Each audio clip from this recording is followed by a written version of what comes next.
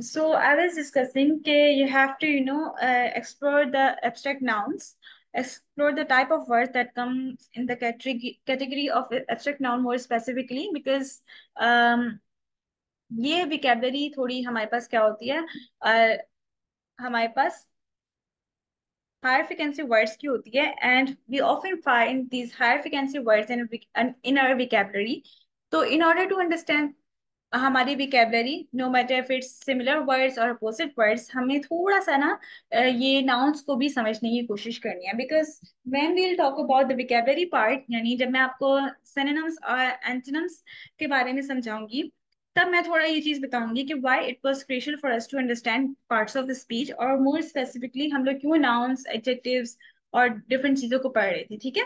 तो that's why I want you guys to explore about abstract nouns, यानी abstract noun की different words को, series को थोड़ा एक्सप्लोर करें उससे मजीद। जैसे हमारे पास ये चीजें हैं, ये एग्जांपल्स हैं, इस तरह हमारे पास मजीद हैं, हमारी जितनी भी फीलिंग्स होती हैं, हमारी जितनी भी डेफिनेशंस होती हैं, या like definition itself is a noun, ठीक है, यानी वर्ड डेफिनेशन भी नाउन है। तो हम लोग इसलिए it is crucial for us to understand different type of words, ताकि हमें थोड़ा सा आगे जाके क्लैरिटी हो। एंड इस एक्सप्लोरेशन में आप उनको डिफरेंट टाइप ऑफ वर्ड्स भी देखेंगे जो यू माइट नॉट नो कि हमारे पास नाउन है, right?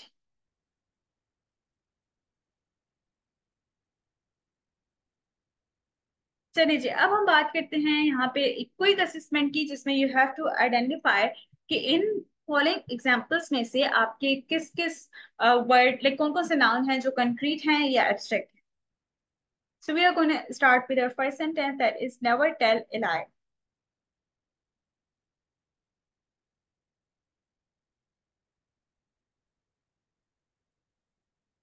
Lie is an abstract noun. Okay, all right, that's good. Then we have the students were rewarded for their hard work.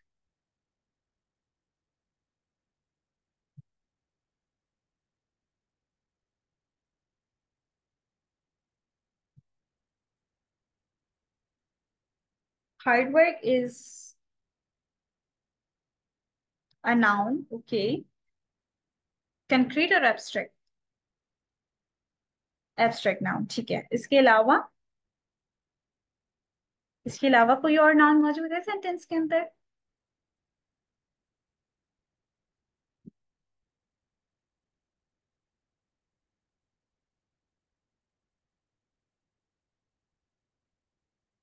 Students, okay, and concrete noun. All right, that's good. So we got the last sentence, that is apples are rich with malic acid.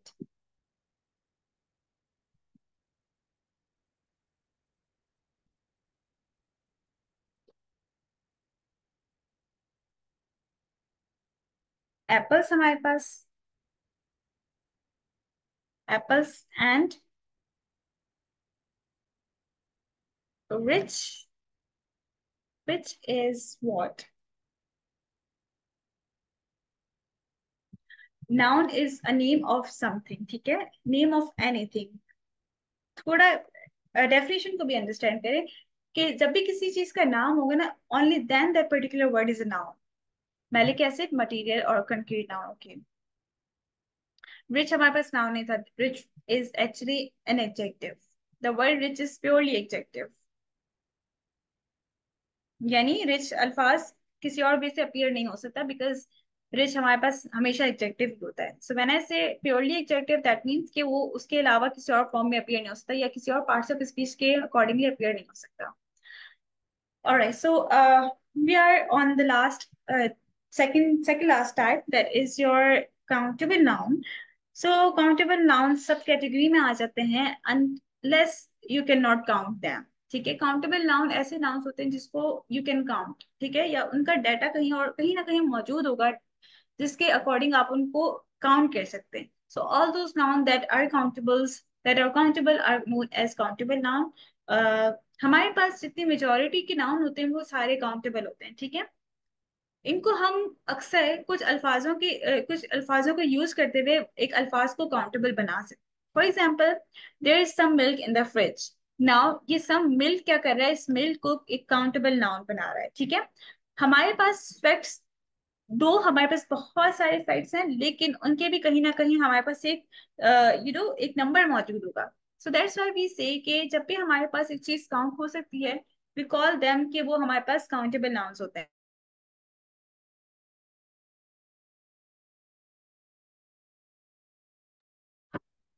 Alright. So on the other hand, when we cannot count something, यानी उसके बारे में हमारे पास enough information मौजूद ना हो, या हमारे पास कहीं पे भी उसके बारे में ऐसी मौजूद चीज मौजूद ना हो जिसके थ्रू हम लोग उस चीज को काउंट कर सकें, तो वो हमारे पास चीज अनकाउंटेबल हो सकती है, ठीक है। फॉर एग्जाम्पल, वी मे से कि हमारे पास चिल्ड्रन, स्टार्स, इंफॉर्मेशन, एडवाइस और व्हाटएवर योर नाउन इज, वो आपके काउंटेबल हो सकते हैं। ये क्रॉस किसने लगाया, मैंने नहीं लगाया। आपकी countable uncountable nouns, you can not count them simply. और इन नाउन्स को हम लोग प्लुरल इसकी फॉर्म भी नहीं निकाल सकते, बिकॉज ये फॉर्म मोस्टली हमारे पास, stop putting the cross on the screen, जो भी लगा रहा है, ये नाउन हमारे पास क्या होता है, हम इसको प्लुरलाइज नहीं कर सकते। दैट मीन्स कि इसका प्लुरल फॉर्म नहीं बन सकता। जैसे चिल्ड्रन है तो हम चिल्ड्रंस नहीं बोलते, because this word is already a plural. Child का हमारे पास क्या होता है, प्लुरल चिल्ड्रन होता है, राइट। इसी तरीके से हमारे पास जितने भी टाइप ऑफ म्यूजिक होंगे, हम उसको म्यूजिक्स नहीं कह सकते, हम लोग सिंपली उसको म्यूजिक ही कहेंगे। दैट्स व्हाई वी से कि ये वर्ड्स हमारे पास प्लुरलाइज नहीं होते। विद दैट हमारे पास जितनी भी ये टाइप्स थी नाउन्स की, जो मेजर टाइप्स थी, ये हम लोगों ने अपनी कवर कर ली हैं। हम लोगों ने डिफरेंट टाइप ऑफ वर्ड्स को भी अंडरस्टैंड किया। से यहाँ पे एक वर्ड इंफॉर्मेशन है। अब अगर हम में से काफी लोग होंगे जिनको इसके बारे में ऑलरेडी इंफॉर्मेशन पता होगी कि हमारे पास इंफॉर्मेशन क्या है, एक नाउन है। लेकिन अक्सर हमारे पास कुछ ऐसे भी स्टूडेंट्स मौजूद होंगे जिनको नहीं पता होगा कि इंफॉर्मेशन भी एक नाउन होता है, ठीक है। So that's why I am saying कि आप लोग थोड़ा एक्सप्लोर करें अल्फाजों को कि वो क्या होते हैं, ठीक है, वो किस किस तरीके से अपीयर हो सकते हैं। Just like your information, information is a noun.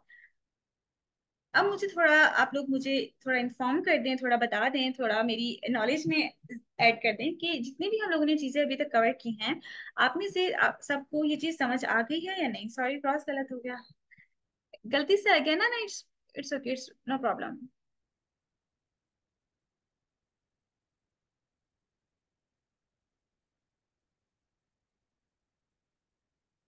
Late me know अगर जितनी भी चीजें आज हमने समझी हैं, आप सबको वो चीजें समझ आती हैं। और क्लियर, ओके। इस चीज का आंसर ना मुझे थोड़ा सारे के सारे इन्फॉर्म कर दें, ताकि आई डोंट वांट कि हम में से कोई एक भी पीछे रह जाए। All clear, that's so good. Yes Turki, please. Ma'am, जो क्वेश्चन था Pakistan is an Asian country, तो हम्म। जब हम आर्टिकल हैं तो उस आर्टिकल नाउन के पहले आता है, तो यहाँ पर क्यों नहीं है?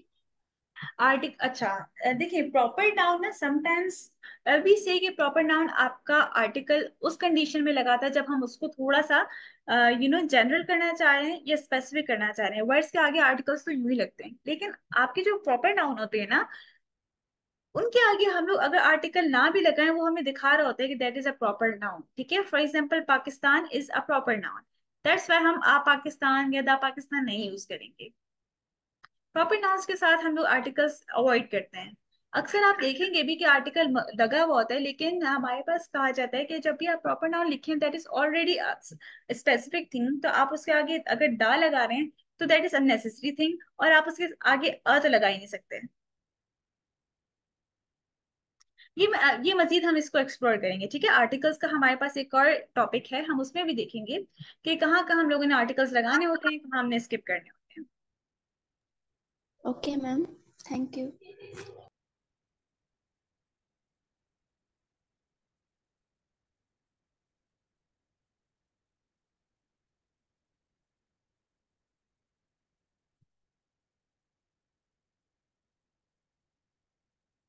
ठीक है, सो हम चलें एक फाइनल असेसमेंट की तरफ। थोड़ी हम लोग रिवीजन कर लेते हैं उस असेसमेंट से, और थोड़ी प्रैक्टिस कर लेते हैं।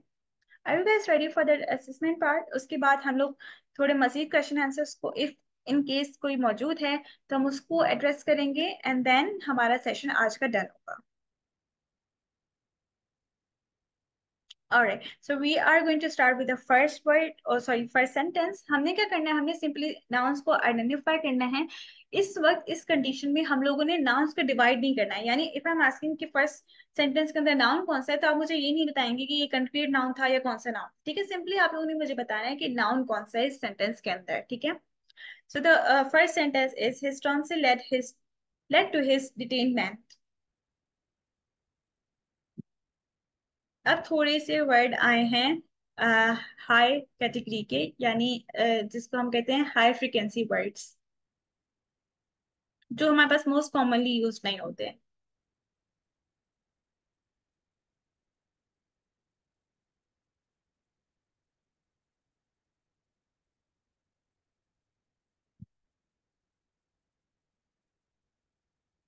व्हाट यू थिंक, यहाँ पे हमारे पास कौन कौन से नाउन्स हैं इस ट्वेंसी। अच्छा, मैं थोड़ी मीनिंग भी बता देती हूँ। Twenty is just like absence of anything, and detainment means you are held accountable for something, just like ये वर्ड थोड़ा ना हमारे पास लॉ वगैरह के इस तरह के कंडीशंस में होता है। जब आप किसी चीज में एब्सेंट हो, किसी चीज के लिए मौजूद ना हो, तो या आपने कुछ ना कुछ किया हुआ हो, तो you are held accountable for something. आपको कस्टडी में लिया जाए या आपको होल्ड किया जाए, सो दैट मीन्स डिटेनमेंट।